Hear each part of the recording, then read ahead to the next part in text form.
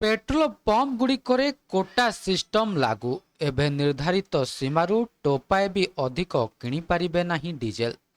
तेबे कौन रही संपूर्ण अपडेट आसतु जाना ता पूर्व चैनल नुआ थे चैनल टी सब्सक्राइब कर रखु एमती गुरुत्वपूर्ण अपडेट सबुठ प्रथमे पाइबा।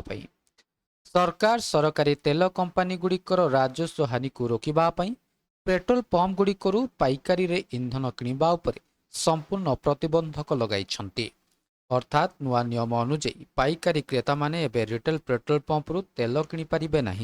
एबे पर्यंत मॉल हॉस्पिटल बड़ बड़ कारखाना ट्रावेल एजेंसी और बेसरकारी बस ऑपरेटर जो माने पूर्वर रिटेल पंपरू प्रचुर परिमाण में डीजेल किणुथिले सेमाने एबे ताहा करिपारिबे नाही।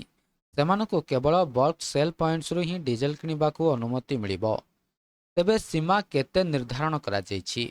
ଏହା ସହିତ ଏକ ଗାଡ଼ି ପାଇଁ ଦିନକରେ ସର୍ବାଧିକ 200 ଲିଟର ସୀମା ମଧ୍ୟ ସ୍ଥିର କରାଯାଇଛି। ଏହା ଯୋଗୁଁ ସାଧାରଣ ଜନତା ଏବଂ ଛୋଟ କମର୍ସିଆଲ ଗାଡ଼ିଗୁଡ଼ିକ ମଧ୍ୟ ପେଟ୍ରୋଲ ପମ୍ପରୁ ଏକାଥରକେ କିମ୍ବା ଦିନକରେ 200 ଲିଟରରୁ ଅଧିକ ଡିଜେଲ କିଣିପାରିବେ ନାହିଁ। ଏହି ନିଷ୍ପତ୍ତି ଦ୍ୱାରା ସାଧାରଣ ପେଟ୍ରୋଲ ପମ୍ପଗୁଡ଼ିକରେ ହେଉଥିବା ପ୍ରବଳ ଭିଡ଼ ଏବଂ ହଠାତ୍ ଦେଖାଦେଉଥିବା ତେଲ ଅଭାବ ଉପରେ ରୋକ ଲାଗିବ, ଯାହାଦ୍ୱାରା ସାଧାରଣ ଗାଡ଼ି ଚାଳକମାନଙ୍କୁ ସହଜରେ ଇନ୍ଧନ ମିଳିପାରିବ।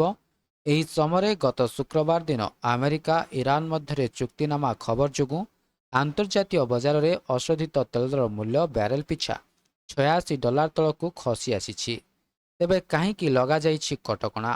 ଏଥର ବିଶେଷ କରି ଡିଜେଲ ବିକ୍ରି ଉପରେ କଟକଣା ଲଗାଯାଇଛି। ବିଜ୍ଞପ୍ତିରେ କୁହାଯାଇଛି ରିଟେଲ ଆଉଟଲେଟ୍ ଡିଲରମାନେ ଏଚ୍ଏସ୍ଡି ଯଥା ହାଇସ୍ପିଡ୍ ଡିଜେଲ କିମ୍ବା ଡିଜେଲ କେବଳ ଗାଡ଼ିର ଟାଙ୍କି କିମ୍ବା ପେସୋ ଦ୍ୱାରା ମଞ୍ଜୁରୀ ପ୍ରାପ୍ତ କଣ୍ଟେନର ହିଁ ଦେବ। ଜଣେ ଗ୍ରାହକ କିମ୍ବା ଗାଡ଼ିକୁ ଦିନକରେ 200 ଲିଟରରୁ ଅଧିକ ଡିଜେଲ ଦିଆଯିବ ନାହିଁ ଏବଂ ଏହି ଏଚ୍ଏସ୍ଡିକୁ ପୁନର୍ବାର ବିକ୍ରି କରାଯାଇପାରିବ ନାହିଁ। ଏହି ନିର୍ଦ୍ଦେଶ ତୁରନ୍ତ ଲାଗୁ କରାଯାଇଛି ଏବଂ ଏହା ସର୍ବାଧିକ 3 ମାସ ପାଇଁ ଜାରି କରାଯାଇଛି। ସରକାରୀ ତେଲ ମାର୍କେଟିଂ କମ୍ପାନୀର ଅଧିକାରୀ ଏବଂ ଏକ୍ଜିକ୍ୟୁଟିଭ୍ ମାନେ ନାମ ଗୋପନ ରଖିବା ସର୍ତ୍ତରେ କହିଛନ୍ତି ଯେ ପ୍ରକୃତ ଗ୍ରାହକମାନଙ୍କ ପାଇଁ ପେଟ୍ରୋଲ ଏବଂ ଡିଜେଲର ଉପଲବ୍ଧତା ସୁନିଶ୍ଚିତ କରିବା ଏବଂ ଅଟୋ ଫୁଏଲର ଅପବ୍ୟବହାରକୁ ରୋକିବା ପାଇଁ ଏହି ପଦକ୍ଷେପ ନିଆଯାଇଛି। କାରଣ ପମ୍ପର ମୂଲ୍ୟ ଏବଂ ପାଇକାରୀ ବିକ୍ରି ମୂଲ୍ୟ ମଧ୍ୟରେ ବହୁତ ବଡ଼ ପାର୍ଥକ୍ୟ ରହିଛି। ଦିଲ୍ଲୀର ପମ୍ପଗୁଡ଼ିକରେ ଡିଜେଲ ମୂଲ୍ୟ ଲିଟର ପିଛା 95 ଟଙ୍କା 20 ପଇସା ଥିବାବେଳେ ପାଇକାରୀ ବଜାରରେ ଏହାର ମୂଲ୍ୟ ଲିଟର ପିଛା 13 ଟଙ୍କା 50 ପଇସା ରହିଛି ବୋଲି ସୂଚନା ମିଳିଛି। ତେବେ ଏହା ଥିଲା ସମ୍ପୂର୍ଣ୍ଣ ଅପଡେଟଟି।